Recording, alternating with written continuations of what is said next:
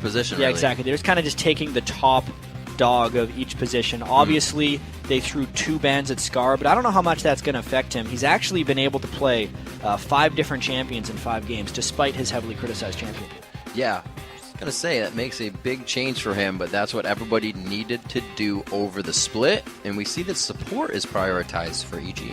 Yeah, here's the big thing, actually. Krepo hasn't had a Leona game, despite it being his favorite champion going all the way back to Season 2. 3 Thresh and 1 Lulu so far. Obviously, Thresh was banned, so he had to go with Leona. That's going to be a very good champion for him to be on. I know during the promotion tournament, Krepo had amazing success with Leona. It's one of the champions that, as they were saying, they can start to take advantage of that bottom lane of Dig if they have to. Yeah, I think if they get a little bit ahead, they're going to be able to turn things, especially against something like a Jinx. Imaqtpie, 3 wins in a row as Jinx, as we were talking about. Yep. No reason why he's not going to just lock it in right again. But one thing about Jinx, and this point might take a little while, it's huge in North America and Europe, but it hasn't been huge over in the OGN in Korea. Okay.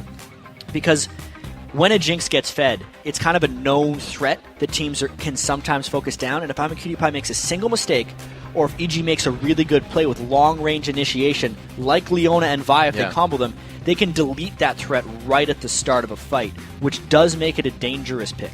A kind of conditional escape that you're toying with gets very dangerous. We'll see, Scarra really likes that Ziggs coming in. So if you don't get Gragas, throw other barrels, throw other things. First-time duplicate champion. He actually tweeted after that last game, "Man, I played so terrible. Thanks for a team for carrying me." But he's on the same champion once again. Really, the only other champions he won on that aren't banned was Karthus, and it's definitely too early to pick that. I think Ziggs is the stronger pick right now. And they look to keep strong initiation in that bottom lane for themselves. If they do pick up this Annie, we've seen the Jinx-Annie combination all over the place. Yeah, the Annie has been the most favorite of all picks for Dignitas. KiWiKiD now having picked Annie 4 out of 6 games. Obviously, the Annie's been nerfed, as we talked about. The early stun duration, 1.25 seconds, down from 1.75, but it's still a kill lane. I actually has thought that KiWiKiD and PewDiePie would be the first ones to do a kill lane in the bottom lane, which would be like double bruiser. But they're saying, well, we don't need to do that because we can just do a kill lane with Jinx Annie and still have an AD carry, and that's what they're going with. It might be hard to kill an Ezreal, the second one we've seen here, Doublelift playing the other one. It really depends if they can lock Yellowpete down in that bottom lane. That's a very, I want to say, passive pick by Yellowpete. He has yet to play Ezreal so far in this 2014 season. There's an off chance that that's a mid lane for Pobelter because he would definitely be able to poke down Ziggs and punish quite well. Right. They're actually typing some things right now because he's locking in the Nidalee, trying to make sure he gets the right thing down. Doesn't that's lock an in that carry. Anivia on accident. Or abandon. So we do... Oh, wow. Yep. It's InnoX playing the carry top Something laners. he can try to carry on. That's EG. Exactly. That's either a top lane Zed or like the Nidalee and the Zed can go either way. I'm not sure where they're going to put Mundo both those matchup. guys. Because Cruiser loves his Mundo. Oh, Cruiser's definitely He loves his Mundo. definitely loving Mundo right now. Elise amazingly is available until the very end. What? Yeah, you had a stat on Elise actually, didn't you? She was 100%. Yeah, with 100% Kassadin. pick ban, and she was a second away from not being picked or banned in this one. But Crumbzz is going to She be keeps it. locking down on that. All right, here. Pretty sweet compositions coming out. I'm liking what's happening on the EG side. They're trying to give those solar laners a way to go. Yeah, going with the top lane Nidalee will be very interesting to see on InnoX. Whether he decides to go with the top lane AP Nidalee and work in a bit of a poke comp, or if he tries to do the classic, really something that's fallen out of favor, the tank Nidalee that just split pushes and tries to annoy the whole game and continually draws Dignitas out of position. I really wonder what he's going to be going with here in the context of his team composition. All right, well, we're going to quickly check in. Head over to LOLesports.com before we move on and see who you think will rack up another win. According to LOL Esports, 52% of you think Evil Geniuses are going to take this one out. And didn't get the vote last game they had. So. This is a real close thing, and I just have to touch on something before. Oh, that KiWiKiD had Ghost and Teleport until like half a second to champion select. And then he switched to standard Flash Ignite. No, 52% in favor of EG. EG, you said? Yeah. You know? Definitely have the fans behind him A still. little bit. Dignitas is growing in fan following, especially after their first couple games of Week 1 and their 22-minute defeat that they suffered at the hands of Team Solomid. Things weren't looking too good for them back then. Sometimes it kind of takes a kick in the bottom to get yourself going in the right direction, and that made them rethink and situate and reassess what they were doing. So far, it's been working out really well. They're keeping Crumbzz in the shot-calling position, and it's flowing. And especially because they're so recently removed from that great comeback victory, we've seen teams just take that momentum and roll straight through the next game. So Evil Geniuses has got to be careful they don't run into a freight train at the start of this game. All right, so we are going to be hopping into the matchup. It is Dignitas versus Evil Geniuses. Last game we saw Dig in today, the first one of the day, they had a comeback victory. We'll see if that momentum stays with them now. Yeah, absolutely. You can see the Doran's start by the supports. Both of these guys looking to get fairly aggressive. I know Krepo was probably the first support I saw with the 2014 season changes to just swear off the gold per 10 items start of the game, especially because of how aggressive he's going to want to get early on Leona. Knowing that KiWiKiD and Imaqtpie play that Jinx Annie like a kill lane, a squishy kill lane that can be counterattacked, which is why it's quite important that Krepo builds defensively. Indeed, the Doran's ring is going to give them that good amount of attack that they want, and everybody starts off safety potions, as they would. So we see the line of scrimmage being created by both teams. The human sentries are out. And haven't seen this before. I haven't seen this ever. Like I said, though, in our first game, really, Fnatic was the only one here in 4.1 that's done an invade. And also on the previous patch, we did see EG do an invade and get a kill with Thresh, actually multiple kills. Theory number 2 that I think teams are going to start doing eventually. Kobe touched on it a bit in the previous game, how everyone just kind of waits in these lines and then generally wards early on. And then since they're very short duration wards, by the time the junglers get double buffs, they go and gank a lane. I think teams are going to start to delay their trinket placements at the start of the game, since almost all the junglers will be in a habit of clearing double buffs anyway.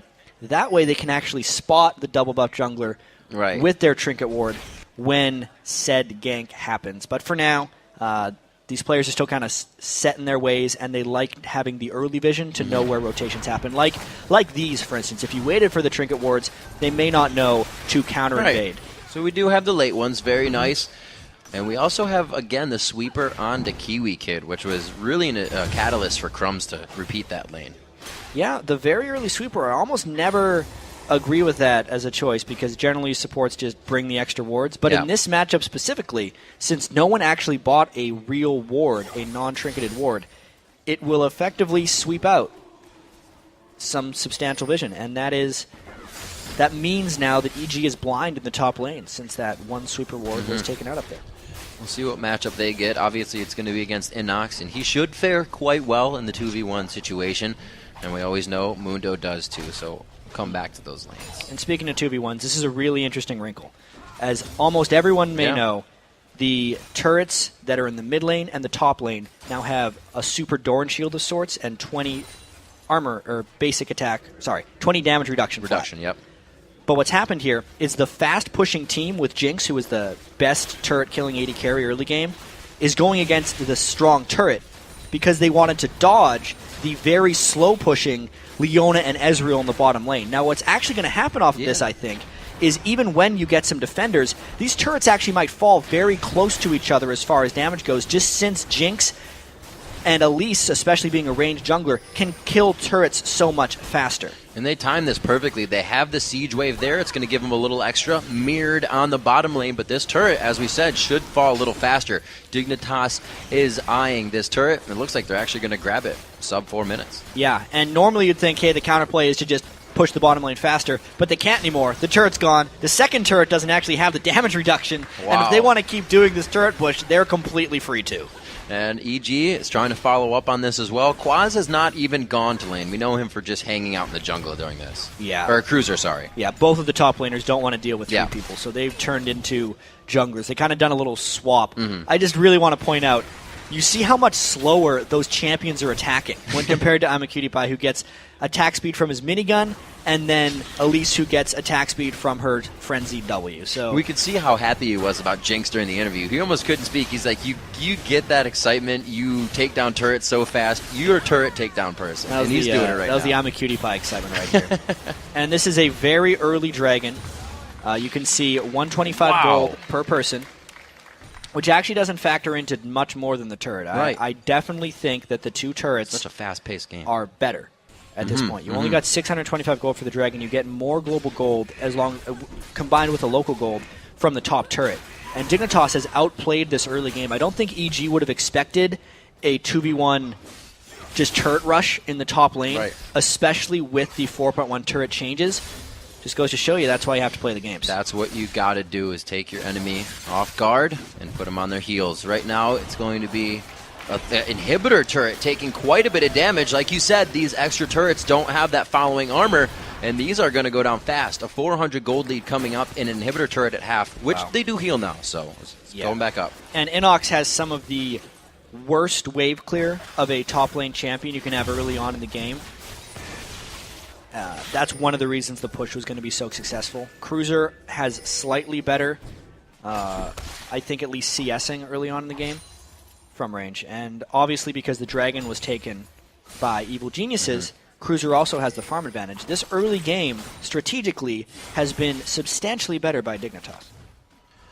Really focusing to make sure these lanes have been won. They knew exactly what they wanted to do for those first few minutes and see if they actually had something in mind for the follow-up, because they made it pretty far in that push. Where can they go now? I know. Now I think they just turned their sights right back to people who aren't Leon and Ezreal. I think Imaqtpie and KiWiKiD are a little bit scared of the potential aggression from Krepo. You can see Krepo's going all in right now. He already has a health crystal. He wants to fight the Jinx and the Annie. It's just a matter of Dignitas avoiding it. And there is so much roam going on. We can see Yellowpete being left alone in the bottom lane. Krepo trying to advance and make something happen in mid. EG is scrambling right now a little. Yeah, EG is a little bit out of sorts. I think it really caught them off guard. Yeah. Two of their top lane turrets were taken down so quickly. And now they might get caught off guard by the roaming KiWiKiD Annie support. That's something that was extremely effective for Dignitas in their win earlier against Coast, and we'll see if they can do it again. He doesn't look that dangerous, just kind of hopping through the jungle. Looks kind of cute. Yeah. We'll see him now throw a fiery bear on your face. As he goes in, looks for Krepo. No. Needs a few levels before the fiery bear. One, yeah. Right now, it's just paltry fireballs. It could be a tiny fiery bear. That don't even stun for that long. No, not anymore. Yeah. Get her leveled. Let's go. 4 people now in the bottom lane. Cruzer's probably going back up to try and defend that top turret to not trade them back. And since Dignitas has the numbers advantage here, they feel safe sieging. Notice that it is 3 melee champions against 3 ranged champions against 1 ranged champion and 2 melee champions on EG's side, which means the turret sieging and the pushing potential of Dignitas is much higher. And it's causing Pobelter to roam down a little bit, now returning to mid lane, a 7 versus a 6. They're even in CS there, so it's only grabbed a little bit by Scarra. Yeah.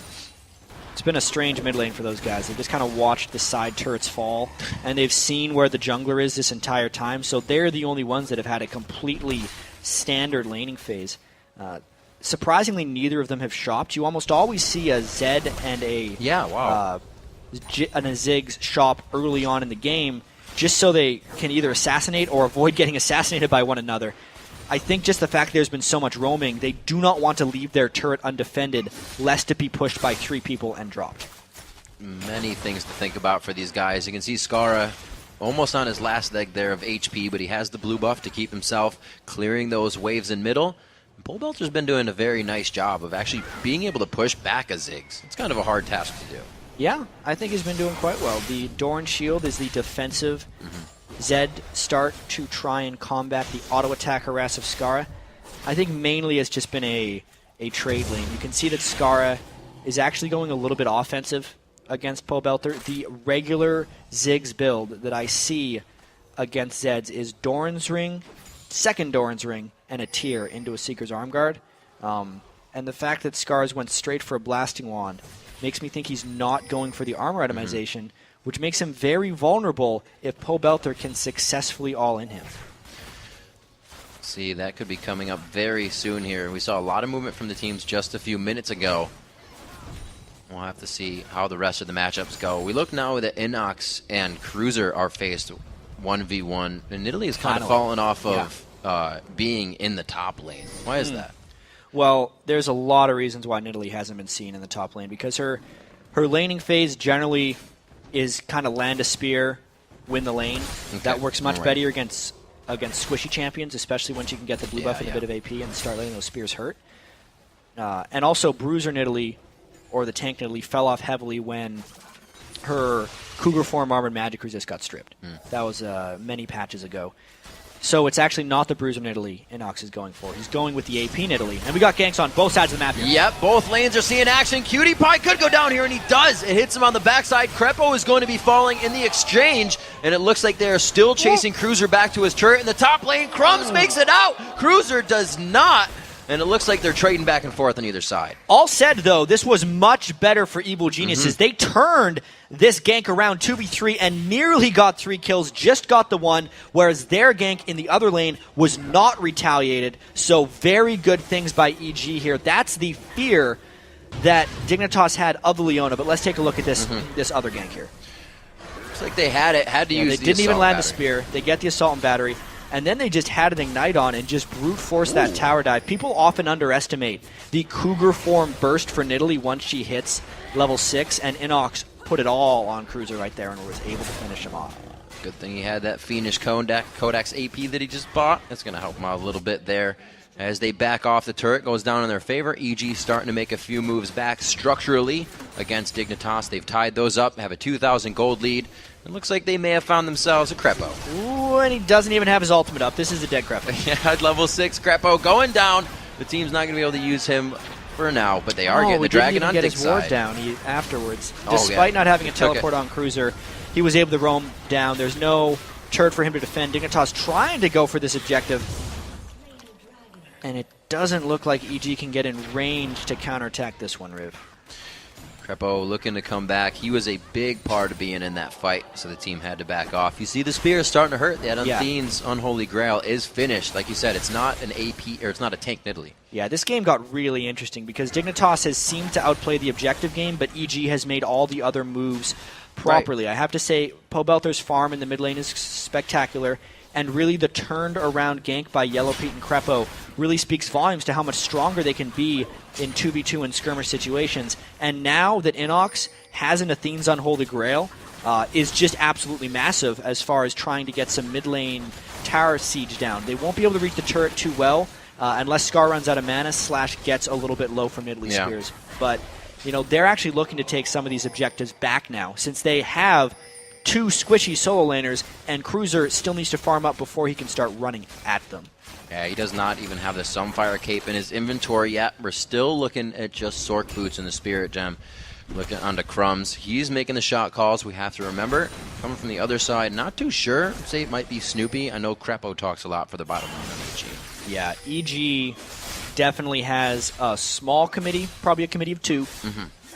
It's Snoopeh and Krepo who like calling the shots. They have actually complimented InnoX and Pobelter for being vocal, but mostly on their ability to follow what they're saying and put in input when they see fit. Like if they disagree with something, they'll bring it up, and then Snoopeh or Krepo will make an appropriate call. And looking at Dig, how they are doing in the big picture, usually it's Scarra. They've got him a kill so far. He's on that Archangel staff, and he is starting to power up. He can carry this. Yeah, that is the squishiest Ziggs to play against a Zed and Nidalee. He has almost no health. He has no resistances in that build. And if he gets hit by one spear, or even just a nice shadow Q shot from Zed, he's going to have to basically fall away from the turret. It's a incredibly greedy power build by Scar, but what it gives him the ability to do, as you saw there, was one-shot that back wave with his Q. Trying to keep himself strong in that. Looking down at Krepo, usually you see a Leona go for a gold generation build, but there's none there, actually. No, that's not what Krepo believes in. He also thinks that a Sightstone in itself is like gold per 10 because he was going to be buying the wards anyway. So he puts much more emphasis on getting the Sightstone because that not only gives him better vision control early, it also gives him more resilience, since Leona is one of the best scaling supports with health. Well, looks like that's exactly what he's trying to do. Yellowpete, a lot of AD carries more or less, or even, I guess, everyone. You see a mana pot and Crumbzz for that, throughout the fight, they need a little bit more mana. More people are picking up consumables. More juice. More juice. Yellowpete going with a Bloodthirster straight away. The other Ezreal we saw in North America was actually Double Lift's attempt to revive the blue build Ezreal. Yeah. First off, he started with the wrong trinket, so that wasn't good. But secondly, it just didn't work out in Double Lift's game. Surprisingly, I think that game was against Evil Geniuses, and they knew all about how that one didn't work. It's almost like games are too short for that expensive blue build now. In some cases. Oftentimes. Yeah, right.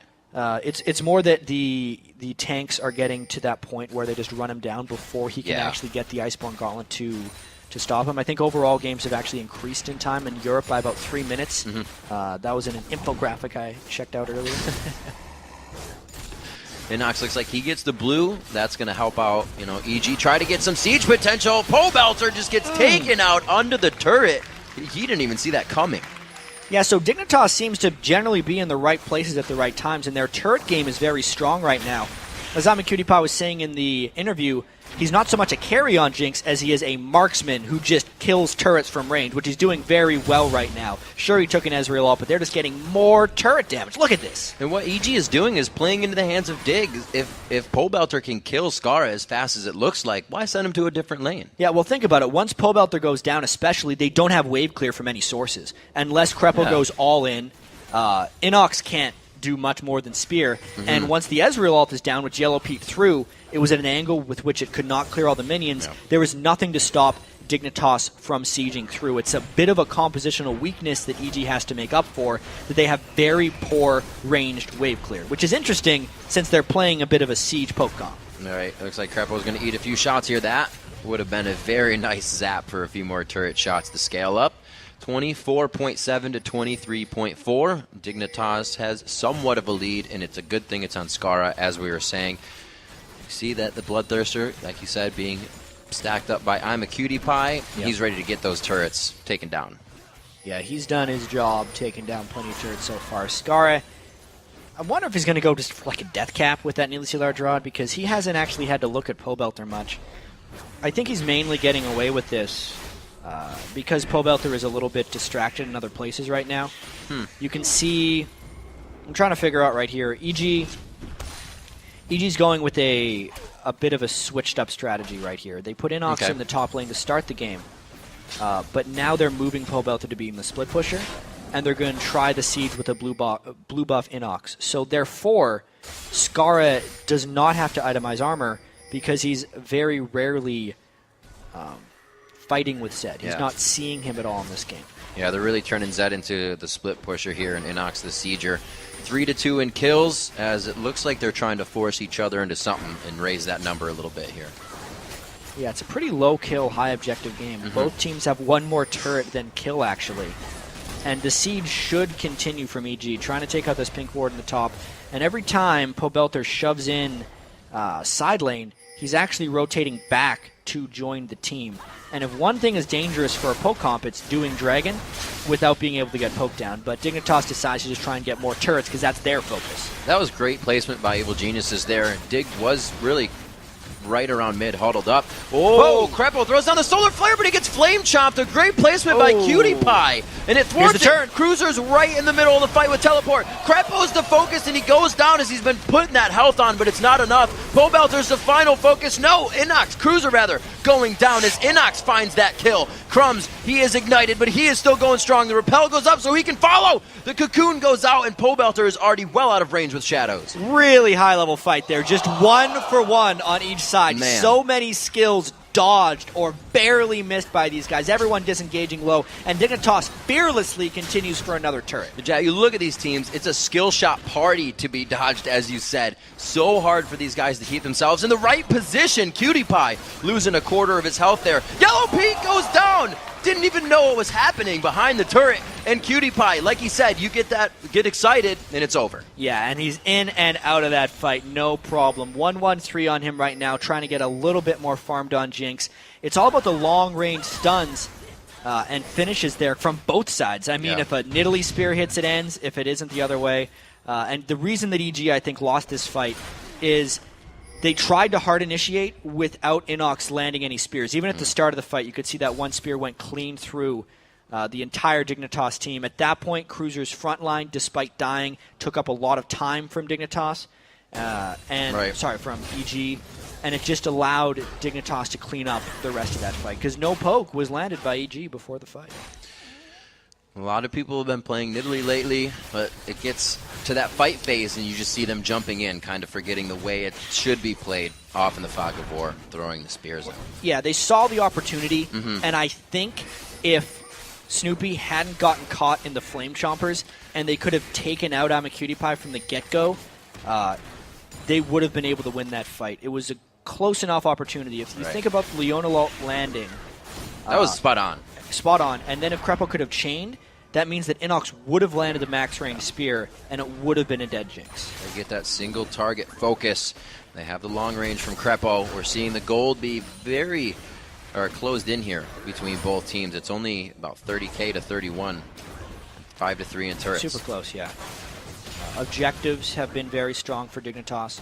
Obviously, the wave clear of Ziggs, I think, is putting a lot of map pressure onto EG. Also, the attack speed with which Jinx can take down turrets has resulted in many positive things. But now it's all about Pobelter's split pushing and InnoX's spears. It surprisingly comes down to the bottom lanes. Look out. And a flash Timbers. There he goes. Yellowpete is the last one in line, and he's taken down first. Yeah, well, look at these bottom lanes right now. There was just support on AD carry, and Dignitas can continue this push up the top. Pobelter gets caught split pushing while his team gets initiated on, and he has to come back.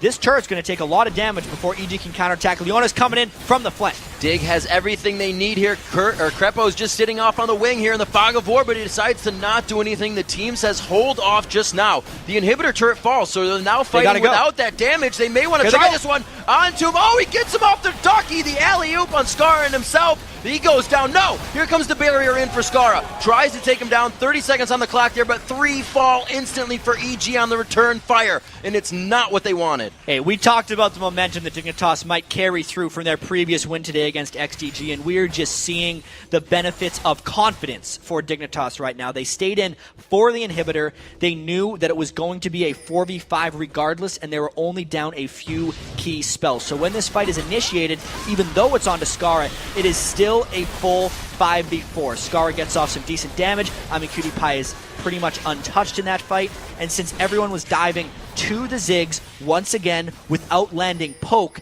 it's a straight up fight with a bunch of squishy champions against a team that has a strong tank and AoE. It's not going to end well for EG. That's something I've been looking at for the past few minutes here, is that strong tank. Where does that fall in line on EG's side? They don't have the HP to stay in these fights for longer than the first round of spells. I mean, unless Snoopeh were to get 7 kills in the next fight, I don't think he's going to be turning into a tank anytime soon. That's generally why I think they picked Ezreal as well, is because I think game plan-wise, the team comp is sound, because they should be able to just kind of keep their distance, poke, and then let Krepo initiate when they want to. Right. But the problem is Dignitas is forcing EG to initiate by pushing turrets relentlessly and catching EG in some bad positions. And they're giving themselves the chance to do that. They went with the Talisman of Ascension. They have distortion boots on the anti-mobility. They want it over and over. And speaking of boots, that inhibitor would have been much easier to defend if Pobelter wasn't trying to skimp on his item build and had able to get home guard boots.